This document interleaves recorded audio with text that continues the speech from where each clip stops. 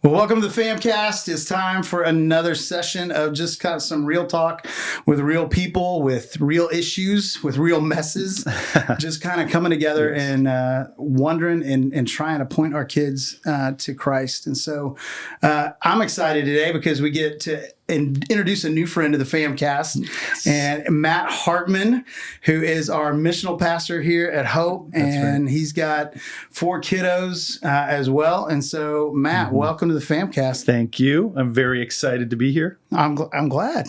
Tell me a little bit so you got 4 kids, right? Yes, I do. What age ranges are we talking about? Okay, I got 4 kids and 3 boys. It's a test. Yes, I know. I have to get this right. 3 boys. Yeah. 1 girl. Oldest is 22. Okay.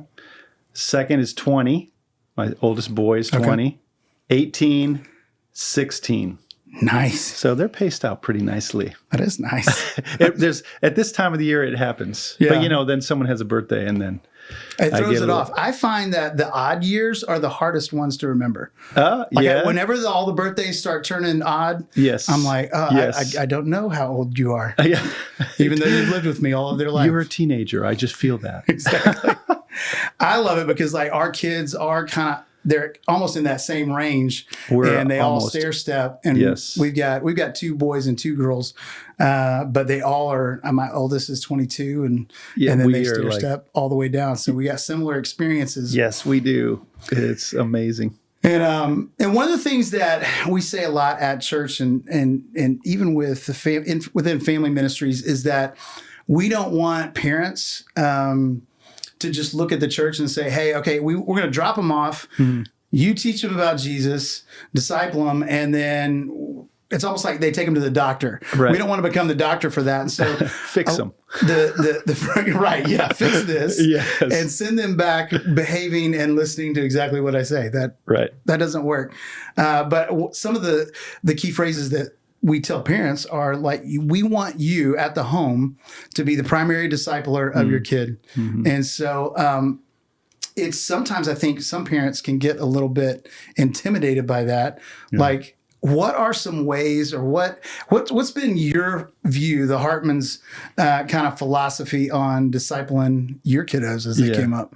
Oh, those are deep questions. And I think I was searching and have always been searching for what is the way to do this. And you probably know this as being a father of 4. You kind of get down that road and you begin to realize I'm way over my head. Yeah. I have no idea what I'm doing. Right. Yes. Yes. And I think that was actually a really healthy thing when you actually figure out, I can't do this. Mm-hmm. And I recognize that I'm actually in process. Mm-hmm. As my kids are in process. Mm. So I'm in the discipleship process, just like my kids are. And I'm getting into territory that I have no idea what to do. And so my eyes and my heart has to be clinging to Jesus as I walk through the process. So my first response is to recognize, early on, I began to recognize God. I'm on my knees more now. Yeah. At the middle stage of my life, Completely. When these adolescents start coming into my life, after I thought, well, I have things under control. Like when I'm a young father, mm-hmm. My kids do what I tell them to do. Yeah. It's pretty easy to be like, go sit here, you sit here, don't eat that. But once they become teenagers, we get some feedback. Right? Exactly. Well, and you can't make them do anything anymore. If they wanted to do whatever they wanted to do, and they could do it. Right.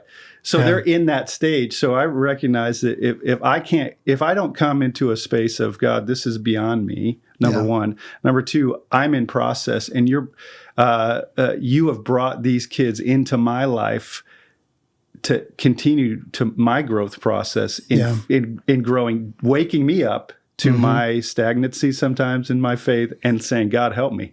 Yeah. I need help. So part of the discipleship process for me with my kids was first recognizing I'm desperate for Jesus and I need to press in. Yeah. Because this season is a tough one. Mm-hmm. So it's that first step of humility, recognizing that, God, I need help. And I think that's so key, too, from the standpoint of if they understand and they hear that we're in process, that we have struggles, it makes it makes us as parents all the more relatable. Oh, yeah. You know, because it's like we can't just sit back and go, hey, you should. And why don't you do this? And it's so easy. Why don't you just use more willpower? Yes. You know, and it's like, no, we have our struggles as well. Oh. And this is how God has got us through it. And so when it's the same concept as that's why Jesus was fully man as well as being fully God was. He was acquainted with our grief. Yep. He was acquainted with our temptation. Right. He felt all the things that we felt, which makes us relatable to him. And I think likewise, when they know our failures, when they know things that we've struggled with, it makes us relatable as parents to our kids. That's right. And I think a misconception too for a lot of parents is like, well, man, I need a seminary degree to be able to do this. I need to, I got to have all the biblical knowledge and know exactly what to say, when to say it. And so they just feel inadequate. And I would say this, like for any parent or anybody really, when we feel inadequate, is probably the best spot to be in for God to use us in big ways. Yeah. Because I think truly what God is asking us as parents to be disciplers is how am I going to introduce you to who Jesus is? And then I'm going to walk with you. So getting away from I'm going to teach them all these things in a like lecture or monologue or here dad gets on his soapbox again. But how do I engage in conversations throughout the amount of time that a kid is in my house that points them to who God is, that doesn't avoid culture at all costs, but truly like how does a kid live in the culture and then bring Jesus into that and bring faith into that? Right. I think that's the thing. Let's just be real. Let's have conversations. Yeah. Let's talk about the hard stuff, the things we don't know. But let's point them to who Christ is so that when they leave our house, their relationship is not on the back of our faith. That's right. But it's their own. Well, you're talking about humility. You're talking about being authentic. Yeah. And I think in that framework, there's a curiosity. Completely. Just recognizing like my kids are in 13, 14, 15-year-old stages, and they're engaging in social media and they're showing me some like, hey, look at this. And I'm like, I have no idea what the heck that is. Right. So I could immediately be like, that guy said this, he's doing this. Like, you shouldn't do that. You shouldn't do that. That definitely rises up as a dad. Like, man, what are you thinking about talking like watching this? Or I could say, tell me what that is and what's the big idea. What is this person really trying to say? That's good. I'm really interested in what you think and why that's so attractive to you. Yeah. That puts that, and I've seen that happen in our family, that puts us in a place of, I'm curious. I don't have all the answers, but I want to engage in a conversation with you about this without you feeling like I'm going to slam right away. But I want to understand it. And then in that conversation, it lays the groundwork for, well, let's think about what the Bible would say in this context. How do you take that? How do you see Jesus engaging it? Can you think of a situation in this certain context that Jesus would engage it? What would he think? That's a whole different posture than dropping a hammer, completely. Right? Yeah. So all the things that you're engaging and talking about is a different posture where you engage. Your kids are in a culture; they're in a context, and you're out of that culture and context. So, like a missionary, like Jesus entered into our context and culture as a baby, had to learn how to speak, had to learn the culture, had to learn the language. Like, we actually have to enter our world, our kids' world, with that same humility as a child, in curiosity and humility, in order to love them and bring them closer to our hearts. And I think that's for me, has been really crucial in coming alongside our kids. Yeah. And I think I've always wanted my kids to be able to go, I don't want them to be, completely caught up in all the things of this world, but I also don't want them to be isolated from it.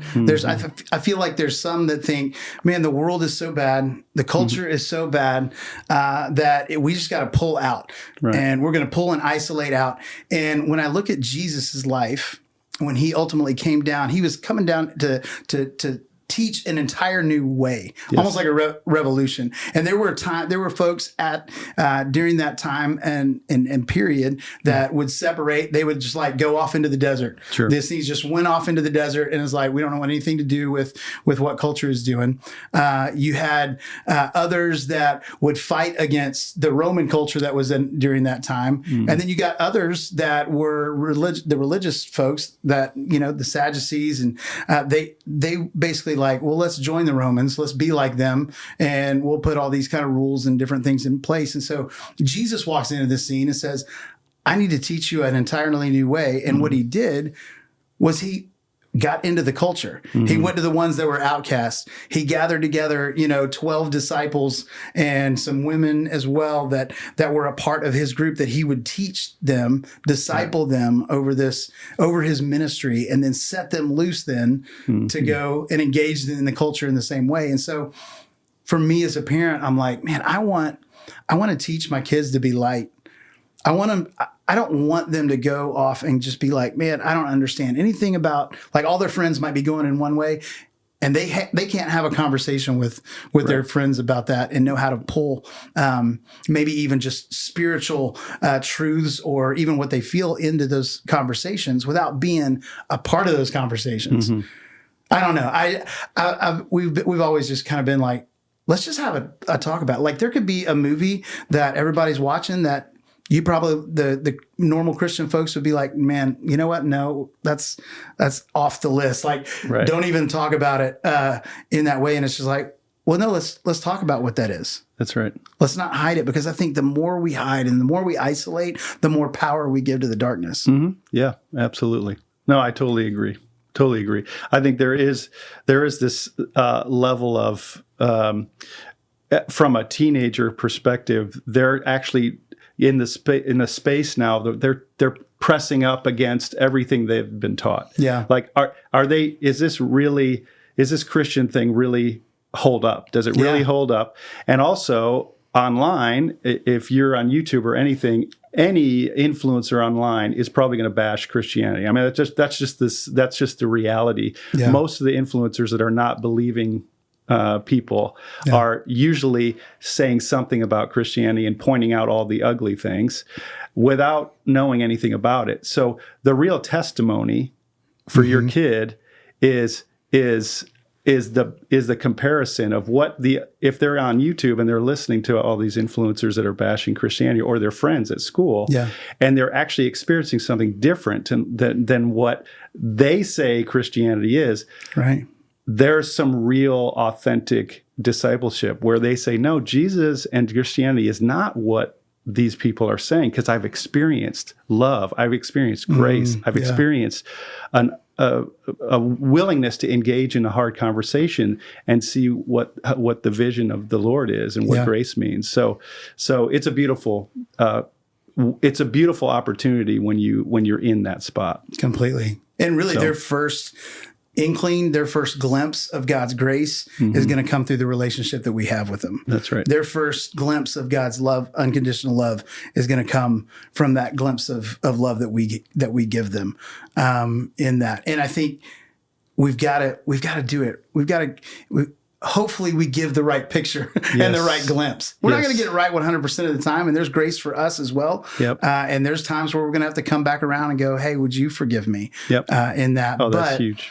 But I think I think our kids look around and go, well, man, if my faith is not for some of my friends, if I'm isolated over here, if it's not for my friends, then is it really for me? Right. Because I really care about them. That's right.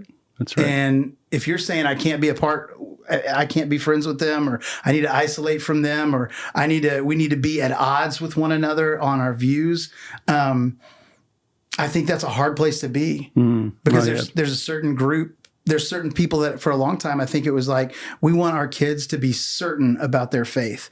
Right. And I don't think that's possible. Oh man, if you don't have room for doubt, right? There's no room to grow. Right. Like, because no one's locked in. Even as parents, so like think about it. As we're struggling through things, I mean, we need to have those spaces, and we need to have safe people that actually we can come around us and say, let's do this together. Let's explore this together. So, I mean, even for me as a dad, as we were walking through this, a lot of the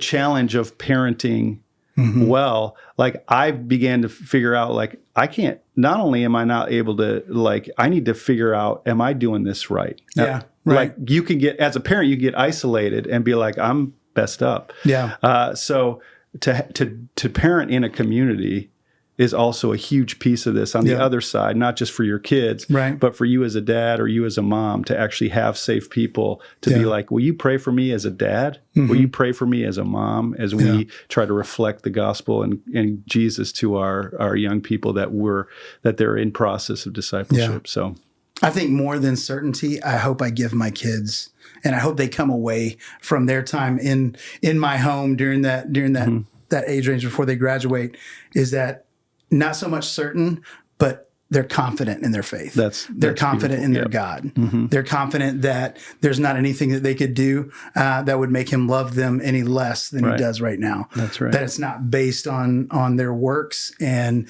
their knowledge. Right. It's based on, man, he died for them. Yep. That's right. And he wants a relationship with them, and it's held by his power. Yep.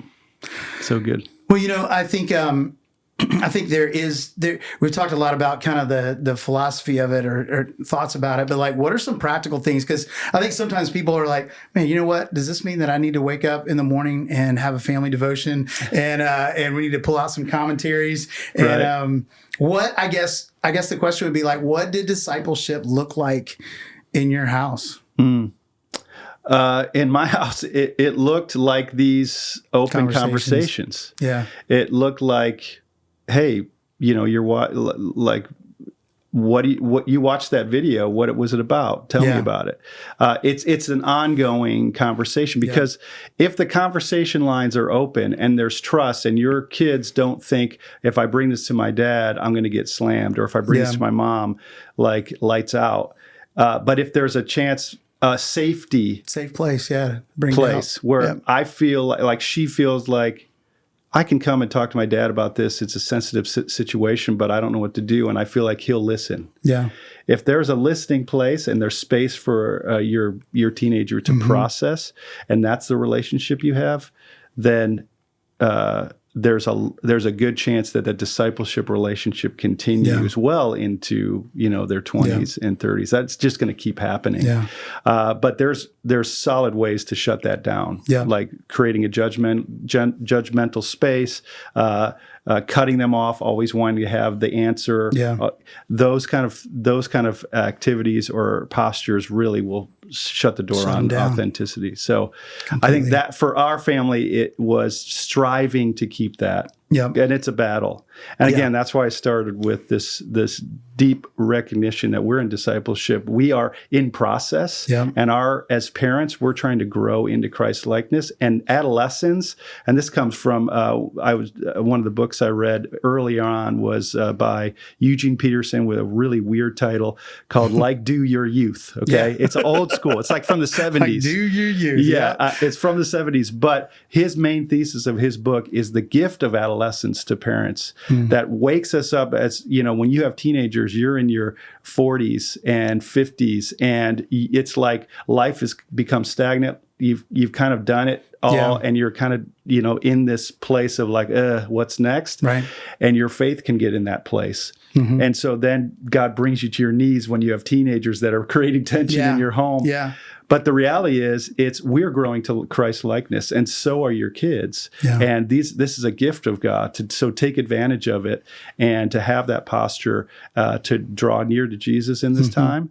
That's one, and keep those communication lines open by being honest, being open, being authentic, and welcoming conversation with your kids without bringing judgment down on them. Those are key pillars in the discipleship process as a parent, I think. And I think you can start in small ways, like take some of the pressure off. Yeah. Like for me, I've always been just like start and get some success as far as for them. Cause like, I think it's easy to go like, all right, we got to go to the spiritual disciplines. So this is what it's got to look like. Right. And my kids have got to have, even quiet time was what I had heard all growing up. Have a quiet time. Right. I would rather go just have a time alone with God. I resist against my, it's like call it a quiet time, but it's like connect with God in some way. Yes. And start small. Like it doesn't have to be go in there and spend an hour reading the Bible. Oh, no. Or spend an hour in prayer. Like if you could do 1 minute of prayer and 1 minute of Bible, start with that. That's right. And as that is successful and there's more things to have discussions about it, they can progress. Oh, yeah. But also figure out too, like not one size fits all. Like even within our kids, what is going to be good for one of them is not going to be the same way for the other one. Oh, 100%. And the way that they connect, one might connect through nature, one might connect through praise and worship, one might connect through journaling and Bible study. All of those are fine. It's finding out what is that next step that I think they need to take on their faith journey. Yes. And how can I, as a parent, come alongside them, help them in that, help them discover and adopt their own values and cheer them on. I think that's what we're here to do as 100%. as parents. That's right. Well, Matt, man, thanks for coming on the FAMcast. Absolutely. It has been awesome. Know this, that it is not easy. But the most important thing is for all of our families is just keep taking a step. That's right. Keep taking a step towards Jesus in your own life and helping your kids take that next step too. And you're going to be right smack in the middle of where God wants you. So good. Thanks for joining us, and we'll catch you again.